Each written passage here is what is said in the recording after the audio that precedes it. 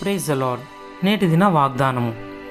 నమ్మి బాప్తిసం పొందినవాడు రక్షింపబడును, నమ్మని వానికి శిక్ష విధింపబడును.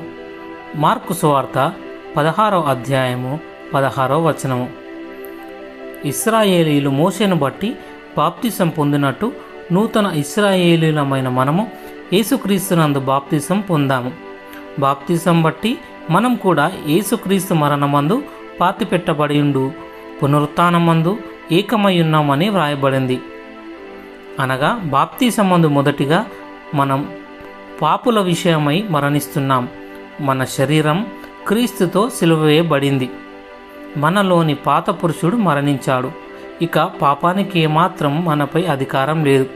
రెండోదిగా మన పాత జీవితాన్ని నీళ్ళలో పాతిపెడుతున్నాం. మూడోదిగా నూతన సృష్టిగా నూతన జీవితం కొరకు తిరిగి లేస్తున్నాం. అయితే యేసు ప్రభు నీళ్లలో ఎవ్వరికీ బాప్తిసం ఇయ్యలేదు. ఆయన పరిశుద్ధాత్మలో అగ్నిలో బాప్తిసం ఇచ్చువాడు. విశ్వాసిగా నీకు నాకు పరిశుద్ధాత్మ బాప్తిజం తప్పనిసరిగా అవసరం. మన ఆత్మీయ జీవితంలో ఈ నూతన బాప్తిసంను కలిగి ఉండడం ఎంతో అవసరం. అది కేవలం యేసు ప్రభుని అడిగితే నీకు ఇచ్చేందుకు ఆయన సిద్ధంగా ఉన్నాడు. ప్రార్థన.